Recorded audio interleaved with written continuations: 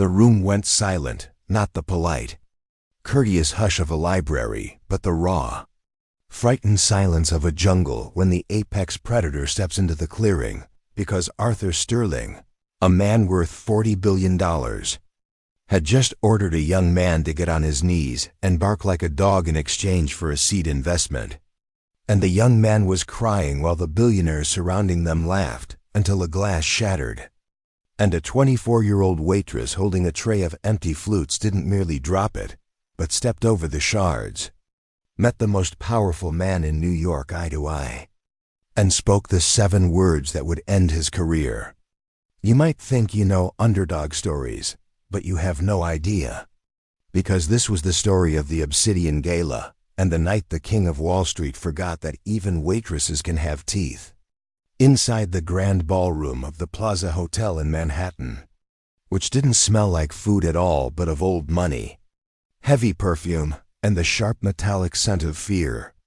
On the night of the Obsidian Gala, the most exclusive charity event on the East Coast social calendar, where a ticket cost $75,000 and a table cost $500,000. Yet money wasn't the currency that mattered tonight, power was. And the central bank of that power sat at table 1, nursing a glass of 1982 Chateau Margaux, Arthur Sterling, 62 years old, looking less like a financier and more like a carved granite monument to capitalism.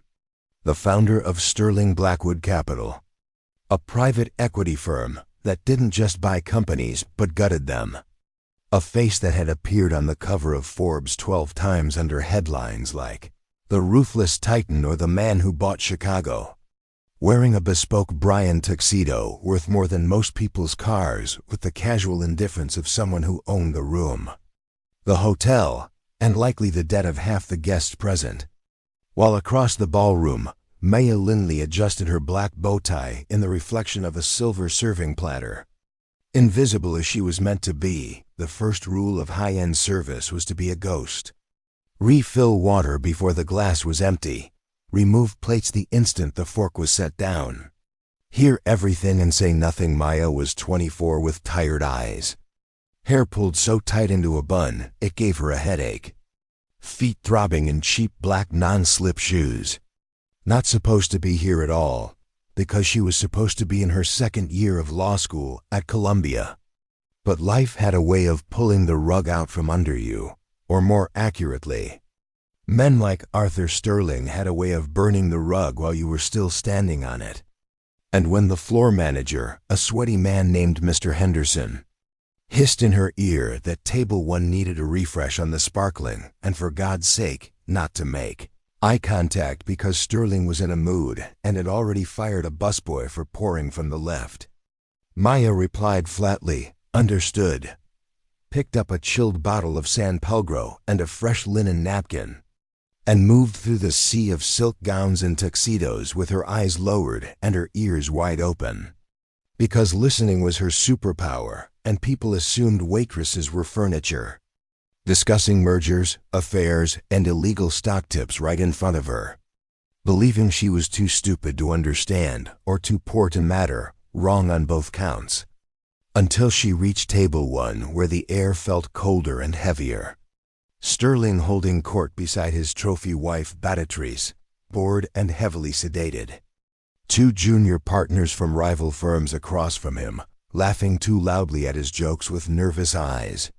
As Sterling boomed in his gravelly baritone over the ambient jazz about telling a senator he didn't care what the EPA report said, and that the report would be buried or the re-election campaign would be. Simple physics, action and reaction. Drawing a burst of sycophantic laughter and praise, while Maya moved in silently, reached over Sterling's right shoulder, the correct side, to refill his water glass with steady hands, pouring carefully and twisting the bottle at the end to prevent a drip, perfect execution. Until Sterling spoke to the air without looking up or stopping his truffled risotto. "Excuse me," freezing her in place, then gesturing vaguely with his fork to say the ice was cubed, prompting Maya to glance at the glass and answer evenly that yes it was. But he preferred crushed ice because cubed ice bruised the carbonation and made the bubbles aggressive. At which point he finally turned.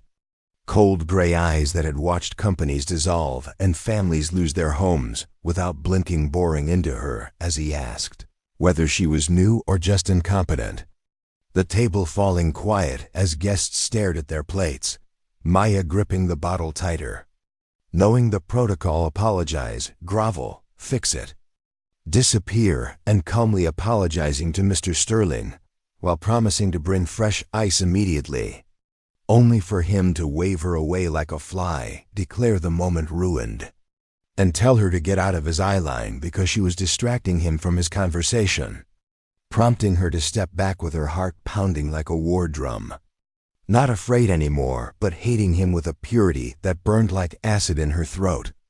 Retreating to the service station and setting the bottle down with slightly too much force as a fellow waiter. A nice guy named Thomas hissed, "Careful.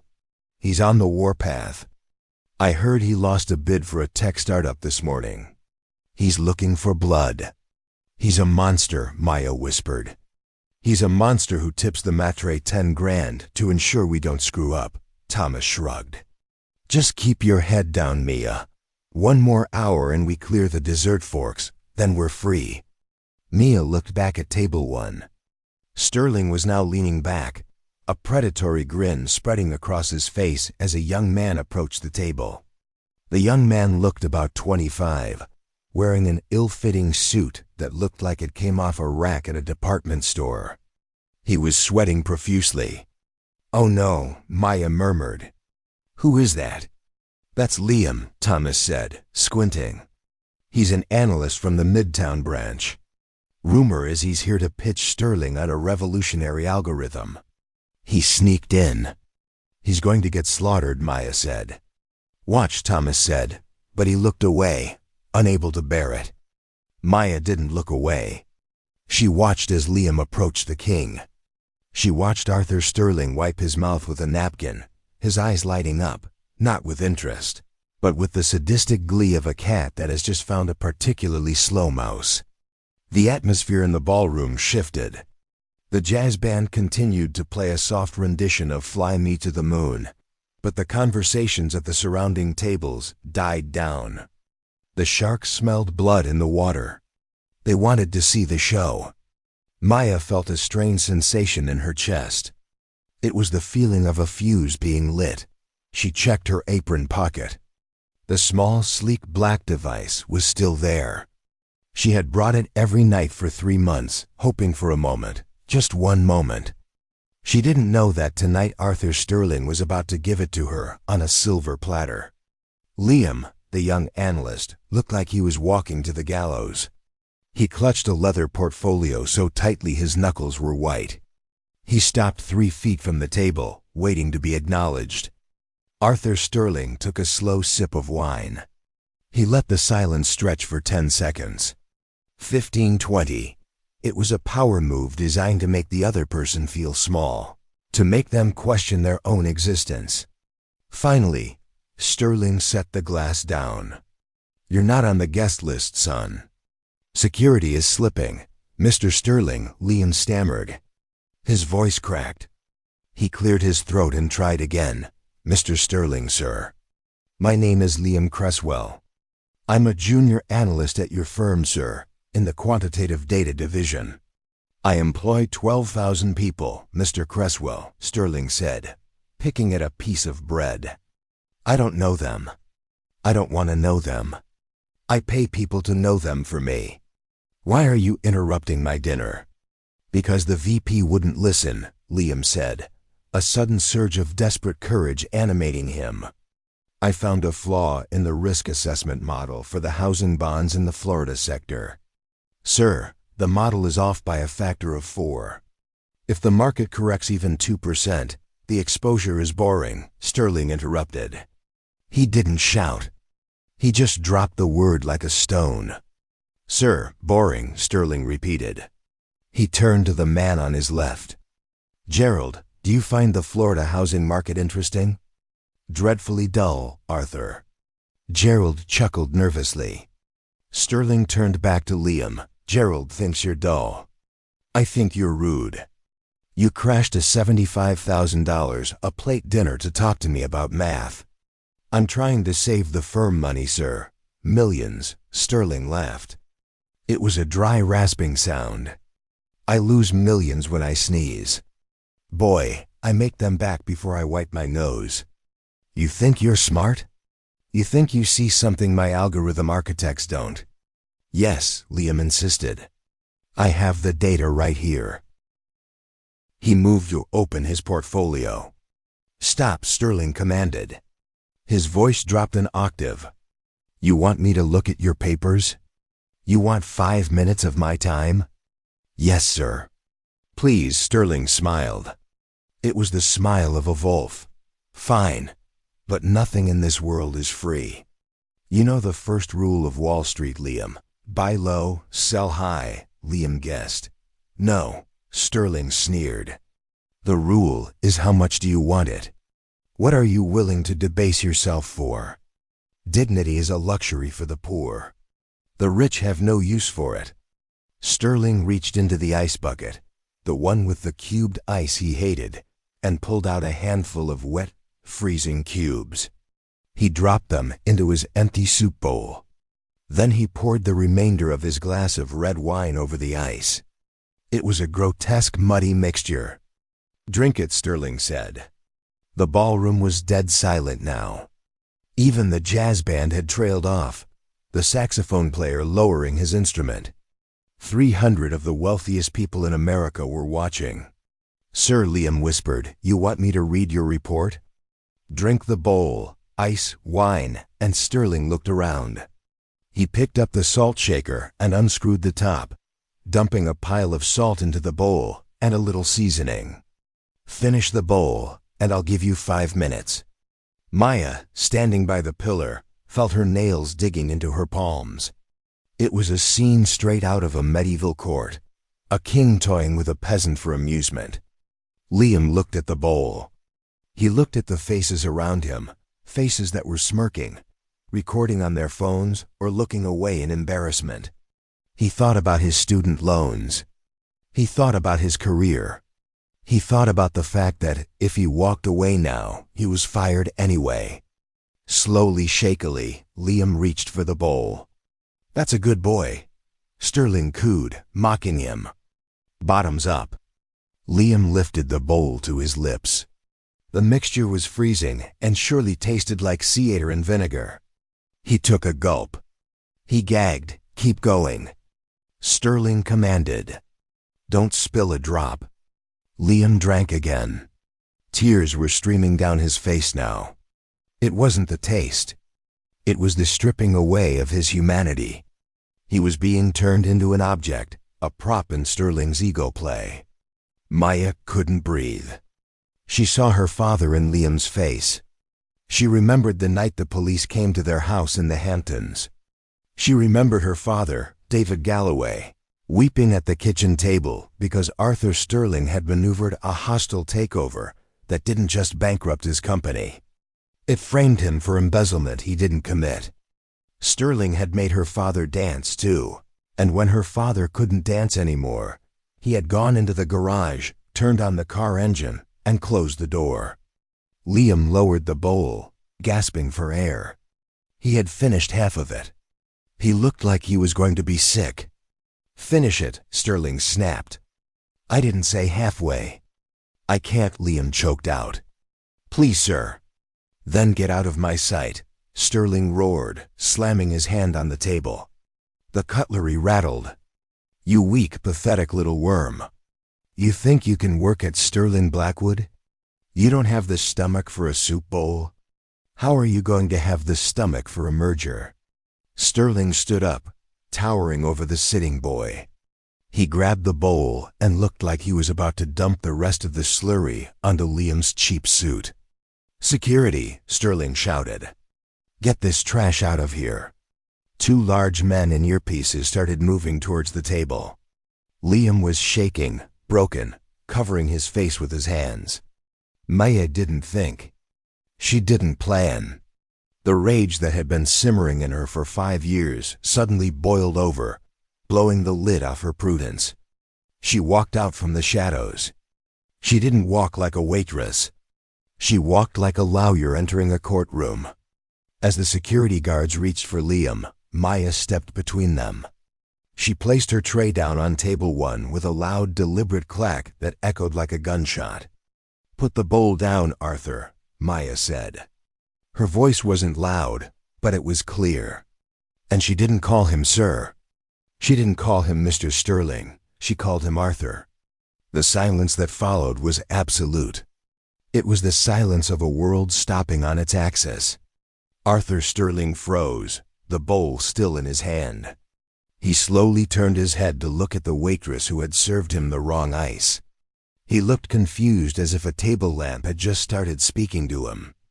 "Excuse me," Sterling whispered, his eyes narrowing. Maya stood her ground. She was 5'5" and he was 6'2", but in that moment she felt 10 feet tall. "I said," Maya repeated, her voice steady and cold as liquid nitrogen. "Put the bowl down and let the boy go. He's had enough."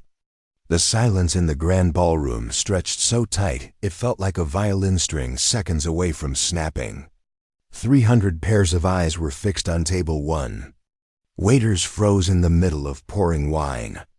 A busboy near the kitchen doors dropped a linen napkin, and the soft whoosh of it hitting the floor was audible. Arthur Sterling looked at the young waitress standing before him. For a moment, his brain couldn't process the data. In his world, waitresses were not people. They were automated delivery systems for calories and alcohol. They did not have opinions.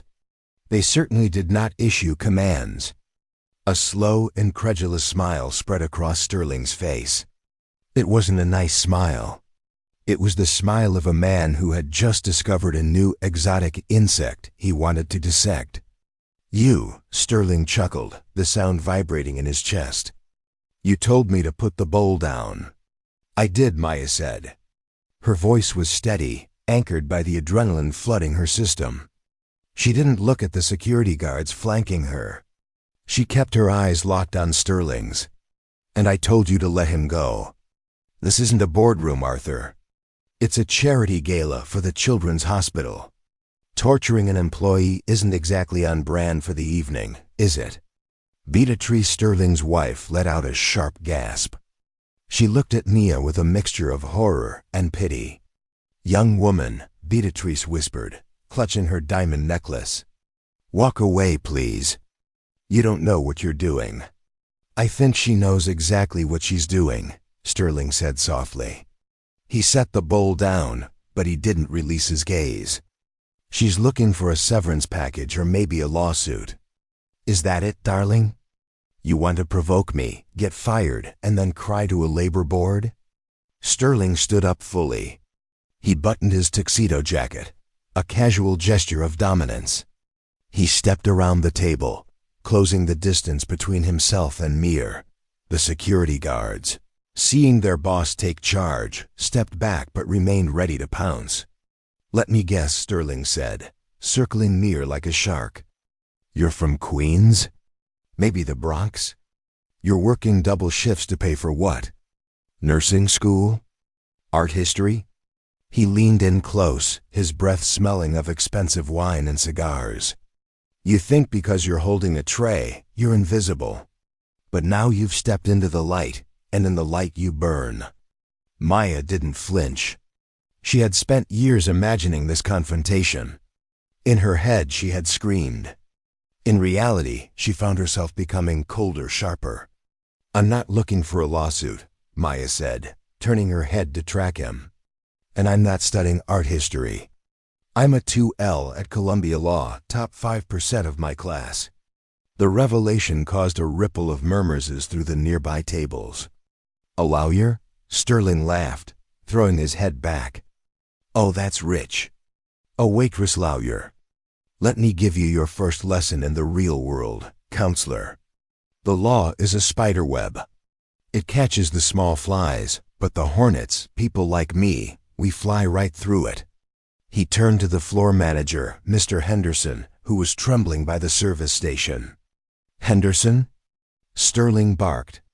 Yes, Mr. Sterling, the manager squeaked. Fire her, Sterling said, bored. And then blacklist her. Call the Ritz, the Mandarin, the Four Seasons. Tell them if they hire this girl, I will pull every corporate account I have with their chains. Ensure she never pours another glass of water in this city again. Done, sir. Immediately, sir, Henderson stammered. He rushed forward, grabbing Mia's arm. Maya, let's go now. You've ruined everything. Henderson pulled, but Maya planted her feet. She was wearing cheap, non-slip shoes, but she felt rooted to the floor by sheer force of will. She yanked her arm back with surprising strength. Don't touch me, she snapped at Henderson. Then she turned back to Sterling. You can fire me, Arthur. You can ban me from every hotel in Manhattan. But that won't change the fact that you just violated Section 240.26 of the New York Penal Law, harassment in the second degree. And depending on what was in that bowl, possibly reckless endangerment. Sterling's eyes narrowed. The amusement was fading. You're boring me now. Security, throw her in the alley. The two large guards moved in. One of them, a man with a thick neck and a scar over his eye, reached for Mia's shoulder. Wait, Liam's voice croaked from the table. The young analyst who had been sobbing moments ago was wiping his face with a napkin. He looked terrified, but seeing a woman defend him when no one else would had sparked a tiny flame of shame in his gut. She's right, Liam whispered.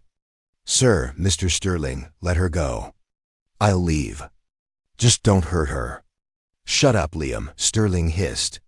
You're fired too. In fact, consider your career in finance over. I'll make sure you can't get a job as a bank teller. Sterling looked at the guards. Remove her aggressively. The guard's hand clamped onto Mia's shoulder like a vice. It hurt. It was meant to hurt. Get your hands off her now. The voice came from table 2. A man stood up. It was Julian Thorpe, a tech billionaire from Silicon Valley, who had been watching the scene with growing distaste. He was younger than Sterling, perhaps in his early 40s, wearing a velvet jacket and no tie. Arthur, Thorpe said, his voice carrying across the room. This is a charity gala. You're bullying the staff. It's pathetic. Sterling spun around, his face wreathing. Stay out of this, Julian. You're a guest in my city, and you're acting like a mob boss in a Scorsese movie, Thorpe retorted. Let the girl walk out on her own. She doesn't walk until I say she walks. Sterling roared, losing his composure for the first time. The mask of the cool, detached titan slipped, revealing the bully underneath. I am Arthur Sterling. I own this room. I own the debt on the building you're sleeping in, Julian. Do not presume to tell me how to discipline the help. The outburst was ugly. It was raw, and it was exactly what Maya needed. She looked at the guard holding her. If you drag me out, she said calmly, I will scream, and 300 people will record it. And tomorrow morning, the video of Arthur Sterling ordering his goons to assault a female student will be trending on Twitter before the market opens. Think about the PR, Arthur. Sterling Black Woodstock is already volatile after the failure of the Apex merger last week. Do you really want a viral scandal tonight? The guard hesitated. He looked at Sterling. Sterling froze. The mention of the Apex merger, a deal that had fallen through quietly, a detail that shouldn't have been common knowledge outside the inner circle, struck him. Let her go, Sterling commanded the guard. The guard released her. Maya rubbed her shoulder, smoothing her uniform. Smart choice, she said. How do you know about Apex? Sterling asked, his voice low. Dangerous? He stepped closer, invading her personal space until she could see the broken capillaries in his nose. Who are you really? A journalist? A corporate spy? I told you, Maya said, I'm a waitress. I listen. You people talk about insider trading like you're discussing the weather. You think because I'm refilling your wine, I'm deaf. You're a liability, Sterling muttered. I'll destroy you. You already tried that, Maya said enigmatically. What? Maya took a deep breath. This was it. The point of no return. She glanced at the bread knife on the table, not to use it, but to ground herself. Sharp, steel, real. You asked me if I was looking for a lawsuit, Ma said, raising her voice, so the surrounding tables could hear. I'm looking for an answer. Does the name David Galloway mean anything to you? The color drained from Arthur Sterling's face. It happened instantly, like a shutter closing. Beatrice, his wife, dropped her fork with a clatter. The name hung in the air like smoke. Galloway, Sterling repeated, his voice barely a whisper. I don't know any Galloway liar. Maya said David Galloway, the CEO of Galloway Tech. 5 years ago, you orchestrated a hostile takeover. You accused him of embezzling $4 million from the pension fund to tank the stock price, so you could buy it for pennies on the dollar. You ruined his reputation. You seized his assets. And 3 months later, he was found dead in his car. The room was deathly quiet. This wasn't just a scene anymore. It was a resurrection. I am Maya Galloway, she said. I changed my name to Lindley, my mother's maiden name, so I could get a job in this city without your lawyers hunting me down. I've been serving you coffee and clearing your plates for 6 months at various events. Arthur, I've been waiting. Sterling stared at her. The shock was replaced by a cold, hard fury. David Galloway was a thief, Sterling spat. He stole from his own people. I saved that company. My father was innocent, Maya shouted, her composure cracking for just a second before she reeled it back in. And you know it, because you're the one who moved the money. You used a shell company in the Cayman Islands, Obsidian Holdings. She gestured to the banner hanging above the stage. The Obsidian Gala. Ironic, isn't it? Maya laughed. A dry, humorless sound. You named your charity ball after the shell company you used to launder stolen corporate funds. That is a special kind of arrogance, Arthur. The accusation hit the room like a physical blow. Money laundering, embezzlement. These were words that could end lives in this room. Words that summoned the Sikh and the DOJ. Arthur Sterling's face turned a shade of purple that looked painful. He looked around the room. People were whispering. Phones were out. The tech billionaire, Julian Thorpe, was typing furiously on his device.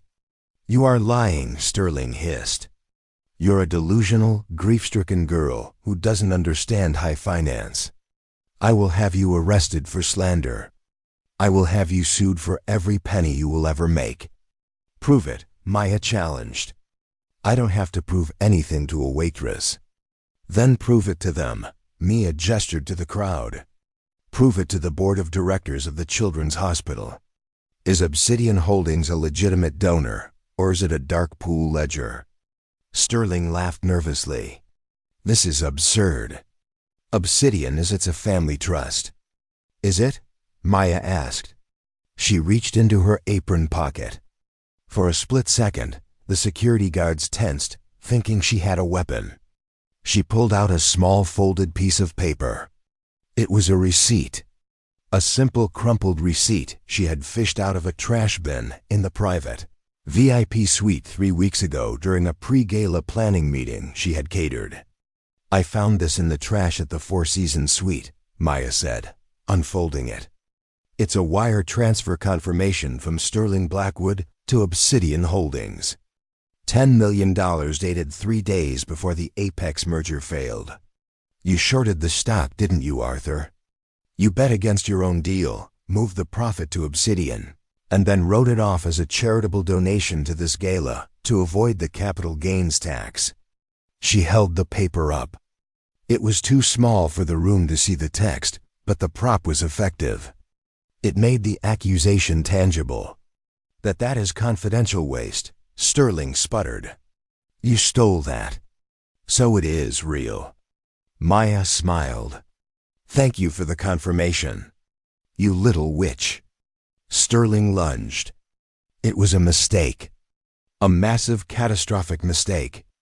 Arthur Sterling, the 62-year-old titan of industry, lost control. He reached across the table, grabbing for the paper. But in his fury, he knocked over the ice bucket. Water and ice crashed onto the table. He grabbed Maya's wrist, his fingernails digging into her skin. "Give it to me," he screamed. "Get off her." Liam, the analyst, threw himself into the fray. He wasn't strong, but he was desperate. He shoved Sterling. Sterling stumbled back, slipping on the wet floor. He flailed, his arms windmilling, and crashed heavily into the chair behind him. The chair tipped, and the richest man in the room went down. He hit the floor with a heavy thud. The room gasped.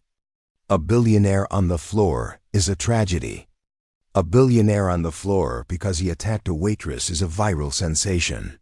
Flashbulbs went off. Not professional cameras, smartphones, dozens of them. Sterling scrambled to get up. His tuxedo wet. His dignity shattered. He looked wild-eyed. "She assaulted me," Sterling yelled, pointing a shaking finger at Mia. "She attacked me. Police. Call the police commissioner. I want her in chains." Maya stood rubbing her wrist where he had grabbed her. She looked at the cameras pointing at her. She knew she had to control the narrative now. "I have it all recorded," she announced, her voice ringing out clearly. She tapped the pocket of her apron where the black device sat. "My phone has been recording audio since I walked up to this table." She lied. It wasn't her phone. It was a high-fidelity dictaphone. But phone was easier for them to understand. "I have you admitting you don't know your employees. I have you forcing this man to drink wine and salt like a dog.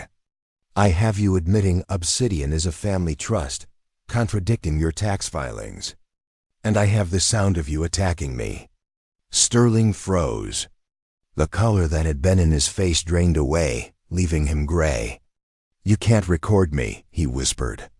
"New York is a one-party consent state for audio recording," Mia interrupted, citing the statute flawlessly.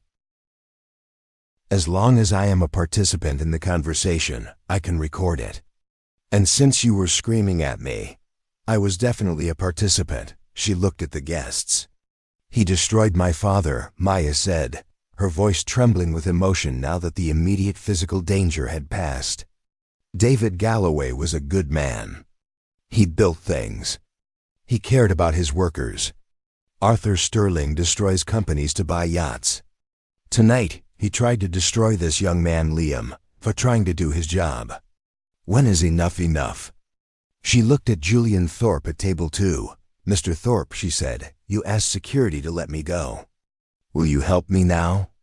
I have the evidence, but I'm just a waitress. If I walk out that door alone, his lawyers will bury me before I reach the subway. I need a witness." Julian Thorpe didn't hesitate. He stood up and walked over to table 1. He stepped through the broken glass and the spilled wine. He looked down at Arthur Sterling, who was being helped up by his mortified wife. "I'll drive you to the precinct myself," Thorpe said to Ma. He looked at Sterling. "Arthur, you're done. The board is going to hear about this by morning. You assaulted a civilian at a charity event." "She provoked me," Sterling rasped, adjusting his tie, trying to regain some shred of authority. "She's a corporate saboteur." "She's a kid you tried to bully," Thorpe said. "And you just lost. This isn't over." Sterling screamed as Thorpe guided Mara away from the table. "You hear me, Galloway. You're dead. You'll never pass the bar. I'll make sure you never practice law in this country." Maya stopped. She turned back one last time. She looked at the man who had haunted her nightmares for 5 years. He looked small now, wet, red-faced, and shivering with rage. "I don't want to practice law in your country, Arthur," Ma said. "I'm going to build a new one, and the first case I take will be the people versus Arthur Sterling." She turned and walked away, Julian Thorpe flanking her like a bodyguard. Liam, dazed but free, scrambled to follow them, clutching his portfolio like a shield. Behind them, the ballroom erupted into chaos. The spell was broken. The king was naked. But as they reached the heavy double doors of the ballroom, the doors didn't open. Instead, two massive men in dark suits, not hotel security, but Sterling's private protection detail, blocked the exit. They weren't wearing earpieces. They were wearing guns under their jackets. The head of the detail, a man named Voros, who had been with Sterling for 20 years, stepped forward. He looked at Thorpe. "Mr. Thorpe," Voros said, his voice like gravel. "Mr. Sterling would like his property back." The girl leaves. The phone stays. "Step aside," Thorpe warned. "I can't do that, sir," Voros said. He looked at Maya. "Give me the recording, Miss Galloway, or we're going to have a very different kind of problem." Maya realized with a sinking heart that the nightmare wasn't over. The public humiliation was one thing, but Arthur Sterling was a cornered animal now, and cornered animals didn't care about the law. They cared about survival. She was trapped. The air at the ballroom exit was stagnant, heavy with the threat of violence. Voros, Sterling's head of security, stood like a concrete piling in the center of the doorway. His hands were loose at his sides, but his eyes were tracking every micro-movement Meyer made. "I'm going to count to 3, Voros said, his voice dropping to a whisper that only Mia, Julian, and Liam could hear over the den of the party behind them. 1, you're making a mistake. Julian Thorpe said, stepping in front of Mara, "I have a security detail of my own. Voros, they are outside. If I don't walk out those doors in 30 seconds, they come in. And they aren't carrying tasers." 2, Voros said, ignoring him. He took a step forward. Maya's mind raced. She looked at the heavy oak doors, then at the crowded ballroom behind her. She looked at the service entrance to her left, the swing doors the waiters used. "Liam," Maya whispered. "Can you run?" Liam, pale and sweating, nodded. "I ran track in high school." "Good," Maya said. Voros's lips parted to say 3. Maya didn't wait. She didn't hand over the phone. And she didn't beg. Instead, she grabbed a silver ice bucket from a passing waiter's tray, a waiter she knew, a guy named Carlos, and hurled the entire bucket of ice and water directly into Voros's face. It was a primitive distraction, but effective. Voros flinched, his hands coming up to shield his eyes from the freezing cascade. "Run!" Maya shouted. She didn't run for the main exit. She grabbed Liam's sleeve and shoved him towards the service doors. "Kitchen, go!" Julian Thorpe, realizing the plan instantly, followed them. They burst through the swinging metal doors just as Voros wiped the water from his eyes and roared a command to his subordinates. The kitchen of the plaza hotel erupted around them in a chaotic symphony of steam. Shouting chefs and clanging pots, a world completely divorced from the velvet and silk elegance of the ballroom. And as they burst through it, Liam yelled, "Out of the way!" while dodging a sous chef rushing past with a tray of flaming desserts. Maya leading without hesitation because she knew this kitchen. Knew its layout better than the back of her hand. Knew that the third door on the left led to the dry storage pantry and then to the loading dock elevator. When a booming voice cut through the noise, Maya and the executive chef appeared, a terrifying Frenchman named Jean-Luc, staring in disbelief at the sight of a waitress, a frantic boy in a cheap suit, and a billionaire in velvet charging through his station. And as Maya screamed, "Chef, hold the door, Sterling's goons are behind us," Jean-Luc, who had worked at the plaza for 20 years and had watched Arthur Sterling treat staff like cattle for just as long, saw Voros burst through the service doors with a gun drawn, a violation of the kitchen's sanctity, and without asking a single question, kicked a heavy rolling cart stacked with dirty pots into the narrow aisle. sending Voros crashing into it with a metallic roar of curses as Genluke shouted with feigned irritation. "Watch where you are going. This is a kitchen, not a gymnasium." Buying them 5 precious seconds, enough for Maya to slam the elevator call button. The freight doors already opened from vegetable crates being loaded, and they piled inside as Maya hit the button for the sub-basement, while Julian Thorpe panted against the metal wall, eyes bright and exhilarated, warning that Sterling would cut the power, only for Maya to counter calmly that he wouldn't with 300 VIPs upstairs and fire marshals ready to shut the gala down, earning Julian's quiet admiration and his question of why law instead of corporate crisis management, to which she replied grimly that she wanted to put fires out, not help arsonists escape.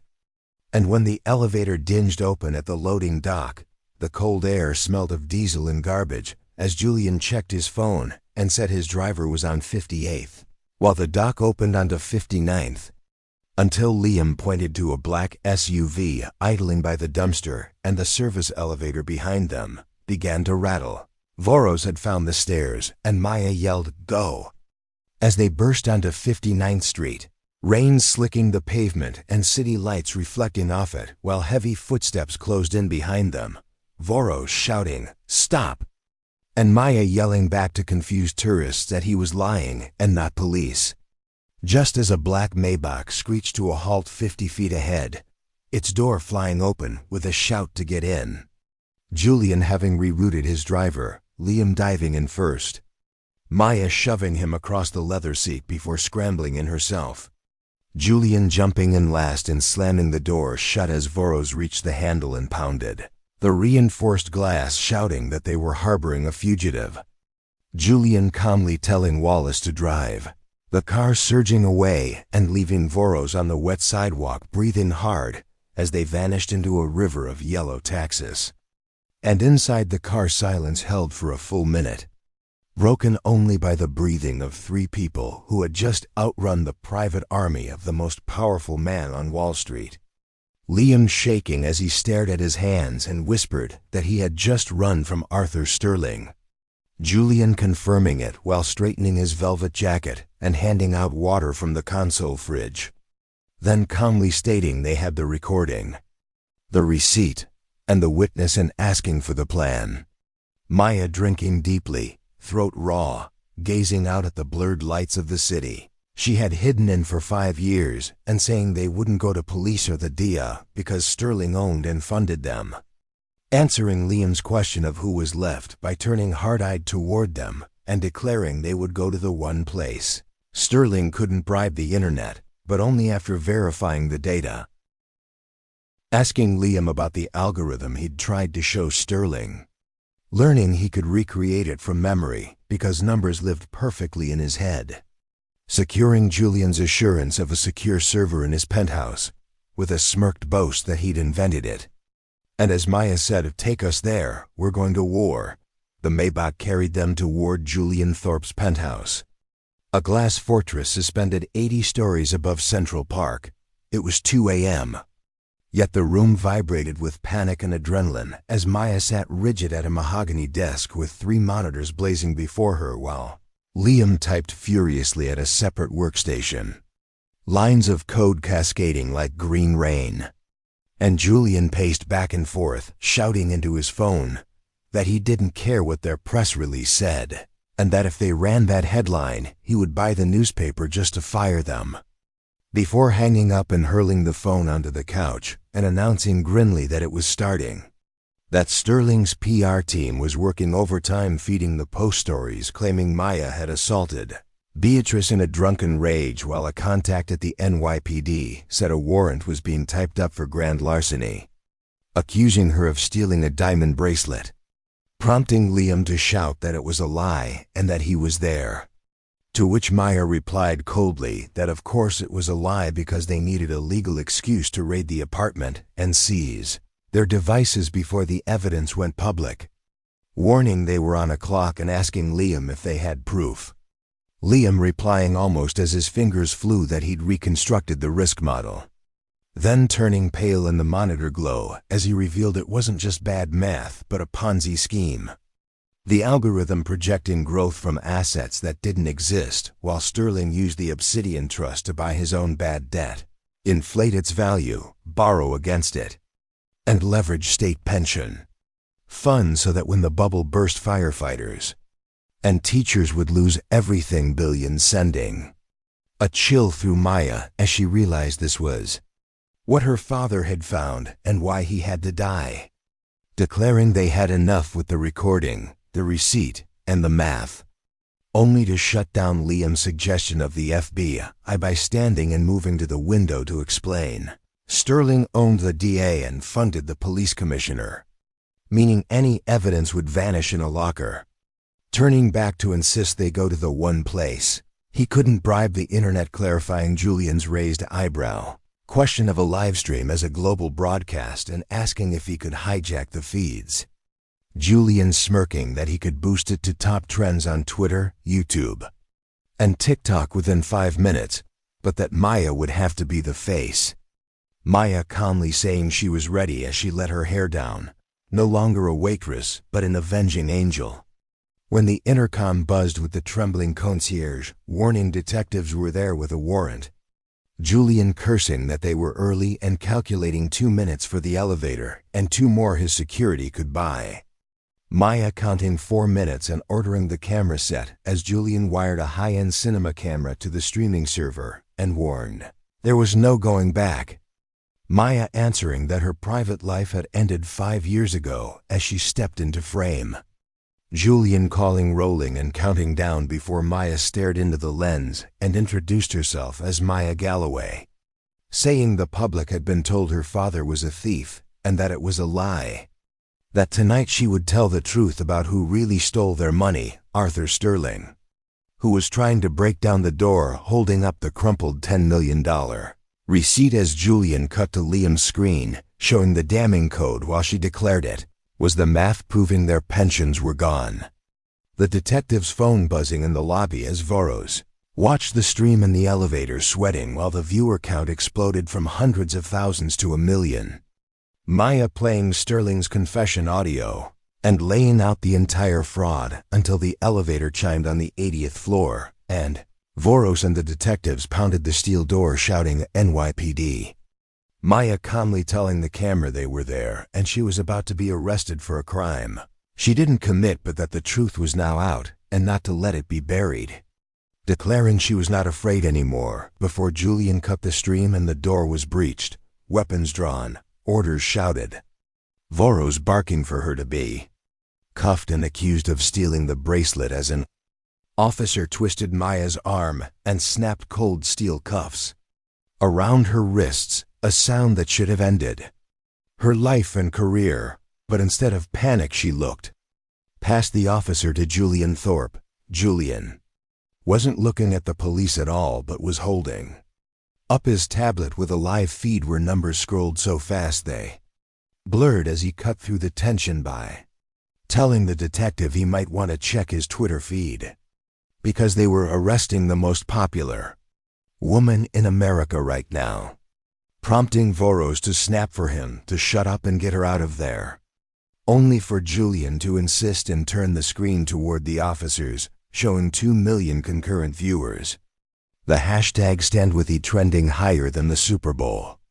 And at timestamp 4:15, clearly capturing Voros slipping the bracelet into his own pocket, plunging the room into deadly silence as the lead detective checked his phone, saw the video, the comments, and the truth, then ordered his partner to uncover while Voros screamed that Sterling owned the precinct, only to be told not anymore as Voros himself was arrested for filing a false report and obstruction of justice. The handcuffs moving from Maya's wrists to his as she walked to the window and saw not sirens on 59th Street, but thousands of phone flashlights, because the people had seen the truth. And the revolution, the collapse had begun.